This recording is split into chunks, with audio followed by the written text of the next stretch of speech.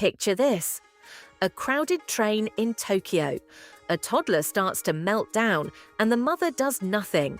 No yelling, no bribing with snacks, no desperate whispers of "stop it right now." She just waits, calmly, like she knows something the rest of the world doesn't. And here is the thing, she does. Because Japanese children are consistently ranked among the most well-behaved, self-disciplined kids on the planet. Not because they are punished into obedience, but because of a parenting philosophy so simple and so powerful that once you hear it, you will never see your child's behavior the same way again. Stay with me, because by the end of this video, you will have 3 tools that Japanese parents have used for centuries, and you can start using them tonight. Now, I know what you might be thinking. Japanese culture is completely different. This won't work for me, and I get it. But here is what is fascinating. The core principles behind Japanese parenting aren't cultural secrets. They are backed by decades of developmental psychology. Researchers at Harvard, Stanford, and child development institutes around the world have studied why Japanese children regulate their emotions so well. And the answer isn't strict rules. It isn't fear. It isn't even discipline, at least not in the way we think of it in the West. It all starts with one concept, ikuji.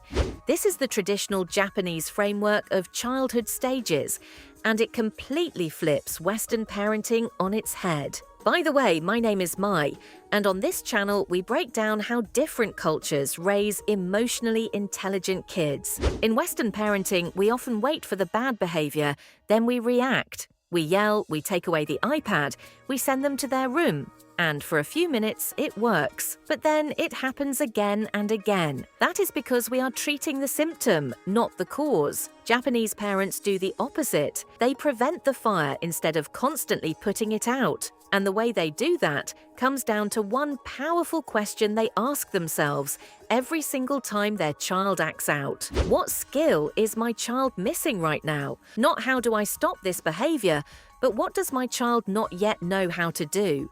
Because here is the truth. Children don't misbehave to make your life difficult. They misbehave because they lack a skill. Emotional regulation, patience, communication. These aren't things children are born with. They have to be taught. And the moment you shift from punishing behavior you don't want to teaching the skill that is missing, everything changes. Now, let's go back to that mother on the train. Why didn't she rush in to stop the tantrum? Because she was practicing something called Mimamoru. Mimamoru means to watch over while protecting. It is the Japanese belief that children grow stronger when adults resist the urge to intervene at every single moment of difficulty. In the West, we are trained to fix things fast. A child struggles, we step in. A child cries, we solve it. A child fails, we rescue. And we do it out of love. But here is the unintended consequence. Every time we rush in, we are sending our child a silent message. You can't handle this on your own. Japanese parents do something radically different. They step back and they observe.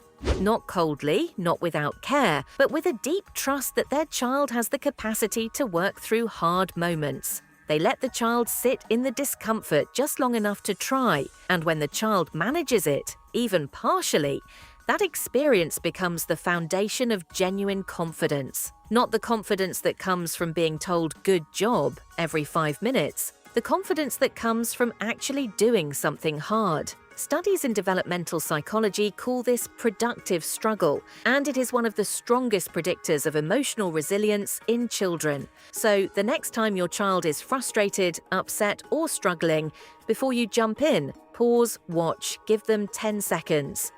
You might be surprised at what they are capable of. Here is where Western assumptions about Japanese parenting usually break down. People often assume that because Japanese children are so disciplined and calm, their upbringing must be strict, cold, and rigid. The opposite is true.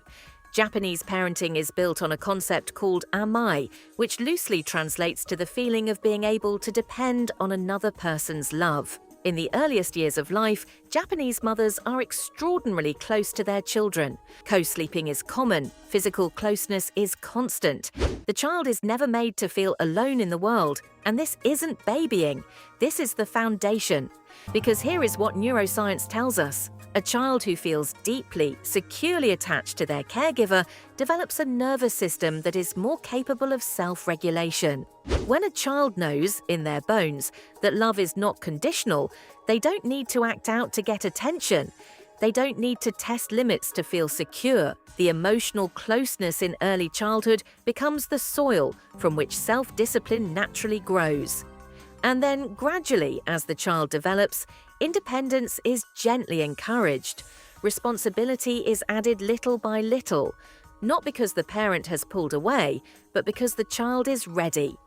It is a beautiful balance. Warmth first, structure second, not the other way around. Now, quick question before we get to the last piece of this. Have you ever noticed that Japanese children clean their own classrooms? Every single day, no janitors, no adults telling them. They just do it. That is not an accident. And it is not about cleanliness. It is about something much deeper. The third pillar of Japanese parenting is this. Behavior becomes character through repetition. In Japan, children as young as 4 are given small daily responsibilities: setting the table, packing their own school bag, cleaning up after lunch. They start to see themselves as capable people, as responsible people, as people who contribute.